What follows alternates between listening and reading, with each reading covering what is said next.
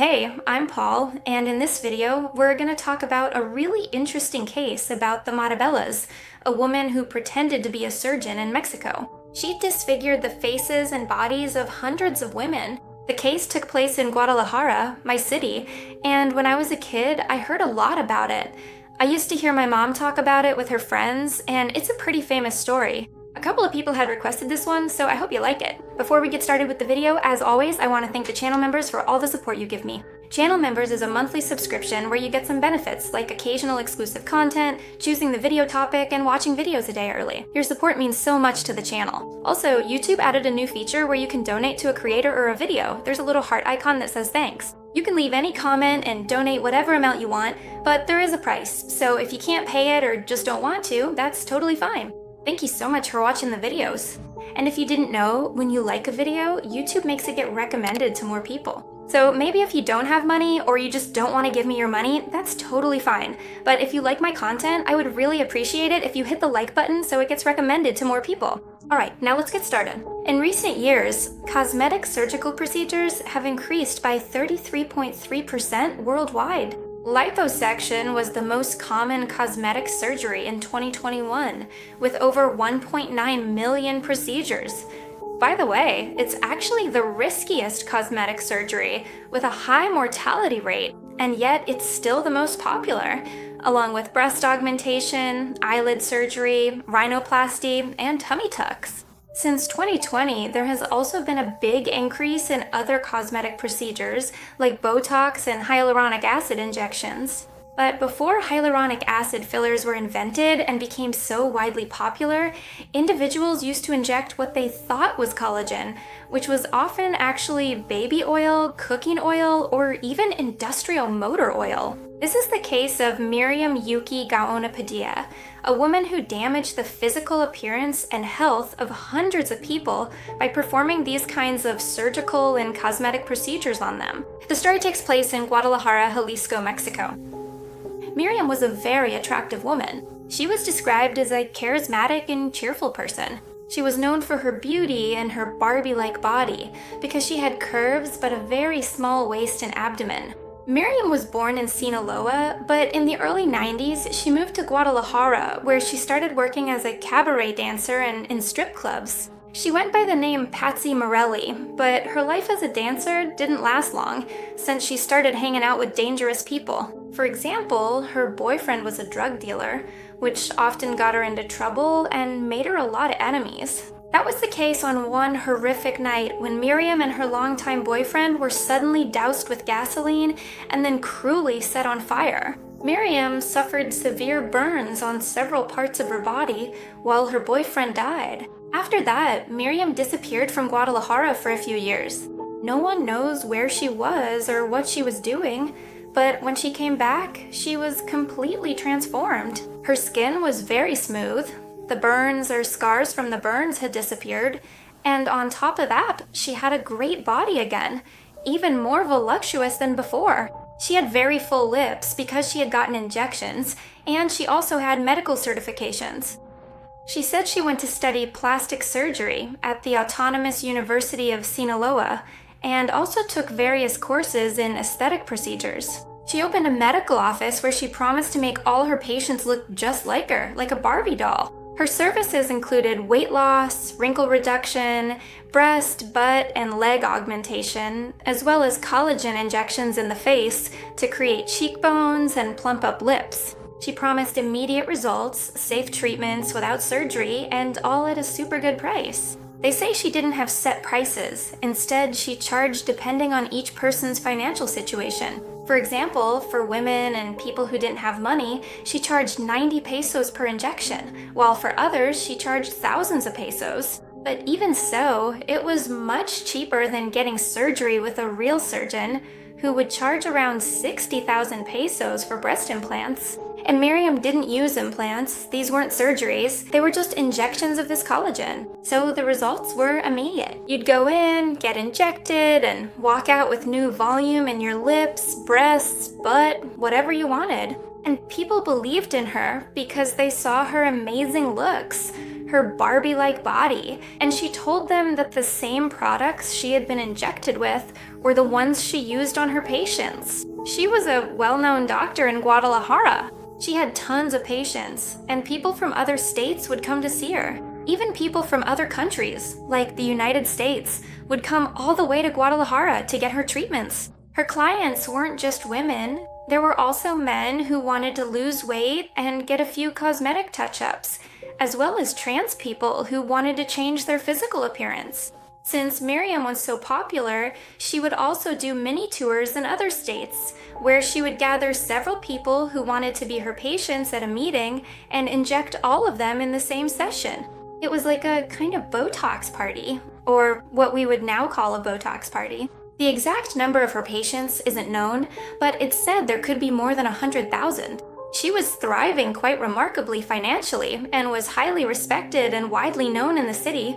Her patients were absolutely thrilled with the results and were always recommending her to others.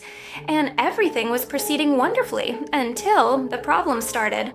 Weeks and months after getting the injections, some of her patients started complaining because they had small lumps in the areas where they had received these collagen fillers. And when patients came to complain to her, Miriam would tell them that this was normal, that they just needed to apply some cream, or she would give them some pills to reduce the swelling in the area. And she told them it was just the body reacting because she was injecting something into it, but that it was totally normal and that the lumps would disappear in a few days. Her patients say that Miriam was so charismatic and so convincing that they kept believing her.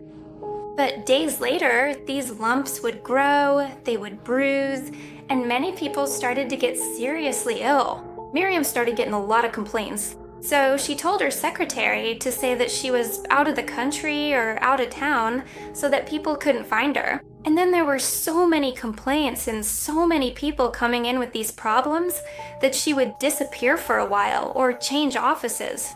But her patients' problems kept getting worse, especially for the women who got injections for breast enhancement. Many of them reported that lumps appeared in their breasts, they had fevers, a lot of pain, and their skin darkened to the point of turning black, and pieces of skin would fall off. They were very worried, and there were a lot of women experiencing these problems. However, it wasn't until the end of 1998 that the first woman dared to file a complaint. The affected woman said she went to the surgeon to get a breast enhancement treatment. She trusted Miriam because she came highly recommended. Even her own mother was one of Miriam's patients, and for that reason, Miriam also gave her a discount. She later brought her husband as well, who received a weight loss treatment. Months after receiving the injections in her breasts, this woman began to experience a lot of pain in her chest, where the so-called doctor had injected her with 10 milliliters of collagen. The woman tried to contact the doctor, and when she couldn't find her, she went to the public hospital, where they ran some tests and told her that what had been injected wasn't collagen, but industrial oil. She underwent several medical procedures over the course of several months, but in the end, they had to amputate both of her breasts. After she filed the first complaint, other victims followed her example. 141 people filed complaints against Miriam Guyona for injuries, but only 40 of those complaints went forward. On April 12, 2002, Miriam was arrested. However, she was released after posting bail, so she would be free while she waited for her trial. But to make sure she wouldn't try to leave the country or the state, they made her go sign in at the jail, I think once a month. But Miriam stopped going, and the second time she didn't show up, she was arrested again. I'm going to read you a testimony from a victim that I found on the internet. It says, Veronica Gonzalez, a school teacher, shares that she wanted to have breast reduction and felt happy when a plastic surgeon with excellent references told her that instead of undergoing an expensive surgical procedure, she could get the same result with just a few injections. Almost a year and a half later, the 32-year-old teacher lost her job and will probably have to spend the rest of her life walking with the help of a walker. Doctors amputated her breasts and several muscles in her legs as a result of the industrial silicone that was injected into her. Now she lives with the constant risk of thrombosis.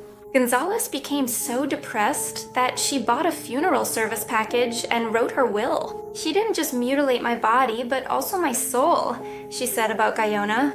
After buying rat poison with the intention of committing suicide alone in her apartment, Gonzalez saw a report about the Matabellas on TV and decided to fight back. For months, she led an association of alleged victims of the accused. And here's another testimony. Miriam, a 48-year-old woman, chose the full package. They injected her breasts and buttocks. She also received another injection that was supposedly meant to suppress her appetite. In a short time, the 48-year-old woman looked like she was 60. She was in a cadaverous state, at risk of losing both legs, and her breasts had already been amputated. Doctors said that her victims had very serious injuries. Some were on the verge of dying, and they may still die from the diseases they contracted after undergoing these procedures. But according to Article 214 of the Penal Code of the state of Jalisco, it says, "For the application of the penalties corresponding to someone who commits homicide, an injury will be considered fatal when the following circumstance occurs: that the victim's death happens within 300 days from when the injury was inflicted, following an expert's report." So, since none of her patients died within the first 300 days, she is not considered a murderer. But this is what one of her victims said: "That woman didn't just mutilate our bodies, she also destroyed our morals, our mental health, and our social relationships with the false promise of turning us into Barbies." However, not all the opinions and testimonies were negative. There were some who defended her because up until the time of her arrest, they hadn't experienced any negative side effects. On the contrary, they were thrilled with how they looked. But no one knows how they are today, both in terms of their physical appearance and their health. They trusted Miriam because of her beautiful appearance, but when she was arrested, she already looked like this. She also suffered the consequences of that so-called collagen. The medical investigation into the case revealed that this so-called miracle collagen was actually industrial silicone, which is used to seal windows, doors, and clean cars. In addition to this silicone, oil was also used. Sometimes it was vegetable oil, sometimes baby oil, and even motor oil. That's what she was injecting into her patients. Who knows if she was even aware of what she was doing and what product she was injecting, because she wasn't a doctor, much less a surgeon. And in a way, she also injected herself with suspicious substances. Estoy infiltrada y aquí estoy viva. ¿Qué fue lo que te infiltraron? El mismo producto. ¿Qué era? No sé decirle. But what is certain is that she ruined the lives of hundreds of people, mostly women. During her arrest and trial, she maintained her innocence. She said she never hurt anyone. Nadie, mucho menos obligar a alguien a entrar a un tratamiento. Y si hubiera víctimas, la primera sería yo. Her lawyer said that all the accusations were false, that she was being blamed for things other doctors did, and that people were jealous of Miriam. He also added this: "It's unfair to call her Matabellas. She hasn't killed anyone, and none of these women were beautiful." That. Miriam Guyona was found guilty of the crimes of causing injury and impersonating a doctor. She was sentenced to 18 years in Puente Grande prison, located in Jalisco, but her defense appealed and the sentence was reduced to just 12 years. During her time in prison, it's said that she was treated like a celebrity and helped organize festivals and beauty contests. On November 24th, 2014, she was released and has kept a very low profile since then. In addition to her prison sentence, she was ordered to pay damages to her victims, but she declared bankruptcy to avoid paying anything. Although 2 of her properties were taken away from her. One was her house, which was located in the Providencia neighborhood, a very expensive area in Guadalajara, and the other property she owned was the one she used as her office. I'm not sure where that one was because, as I mentioned, she used to change offices a lot. Out of the more than 140 complaints filed against her, only 40 went forward, and out of those 40, I think only 5 people are actually going to be compensated for the damages. And as far as I know, none of them have been paid yet. So it's a really unfair case. What she did was very serious, and please, if you're going to undergo any kind of procedure, make sure you do it with professionals. Make sure they're certified doctors and that the products they're using are genuine. And that's all the information about the Matabellas case. Please leave your thoughts in the comments section, because I love reading them. If you like the video, please give it a like. If you're not subscribed, you should subscribe and turn on the notification bell so you get notified every time I upload a new video. Follow me on my social media. I have a book channel, a vlog channel, and a podcast with my best friend. We do a video version on YouTube and an audio version on Spotify, so I'd really appreciate it if you go check us out or watch our videos. I love you all so much. See you in the next one. Bye!